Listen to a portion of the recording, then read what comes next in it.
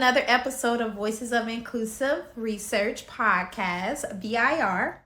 I'm your host, Dr. Wren, founder of Diverse Research Now. And today, you will only hear my voice. Sorry. Anyway, recently, Diverse Research Now released a blog titled, "We Are Diverse Research Now, Not Diversity in Research Now."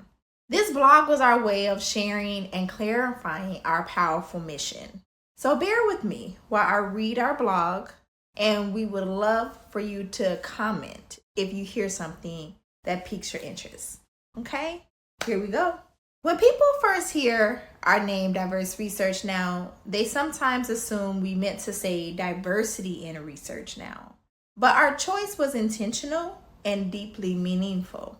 We are not simply a call for diversity as an idea. We are a movement for diverse people, diverse communities, and diverse lived experiences to be seen, valued, and represented in research right now. The word diversity is often used as a concept. Sometimes organizations strive for or include in their mission statements. It sounds good, but it can feel abstract, institutional, and even distant. Diversity often lives on paper, but diverse speaks to people. The word diverse, it's personal, real, and human. It reflects the richness of our identities, histories, cultures, and ways of life. We are diverse.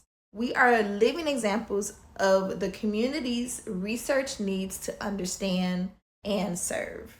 That's why we are Diverse Research Now, because the work is not just about improving a statistic. It's about creating access, trust, and opportunity for diverse people to engage in the studies that shape healthcare for all. So the difference between diversity and diverse may seem small, but it changes everything. Diversity can exist in name only, a checkbox or goal without action. But diverse is active. It centers people and their participation. For too long, medical research in the United States has not reflected the full picture of our nation. Many studies have been built around limited populations, leaving out groups whose health outcomes, environments, and genetics differ in meaningful ways. So that lack of diverse participation has real consequences, from misdiagnoses and ineffective treatments to generations of mistrust and exclusion. By emphasizing diverse people rather than the abstract idea of diversity, we hold ourselves accountable to the real work, showing up, engaging, listening, and building research that truly represents our community. America's strength has always come from its diversity, but our health systems and research institutions have not kept pace with that reality. When research only reflects a fraction of our population, it limits innovation and fairness. When clinical trials lack representation, it limits trust and effectiveness.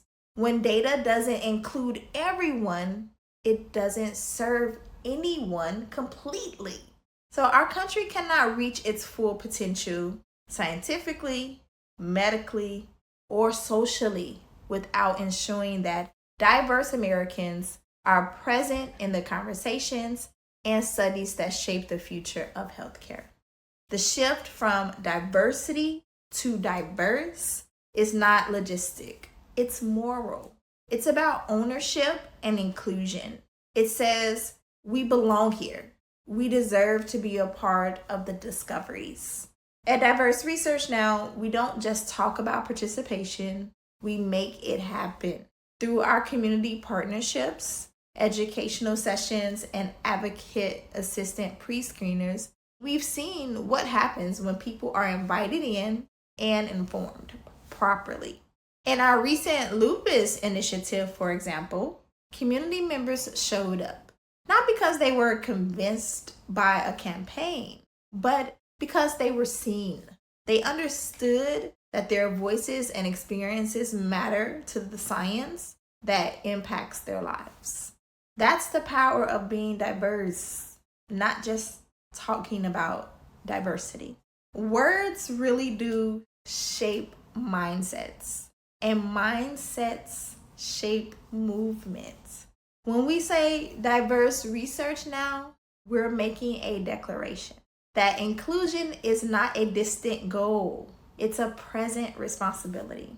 That diverse voices must guide the direction of discovery. That the future of medicine depends on the fullness of our nation being reflected in its research.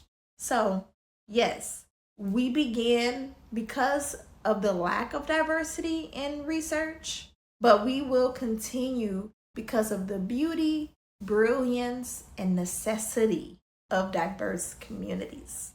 And that's why our name matters, now more than ever.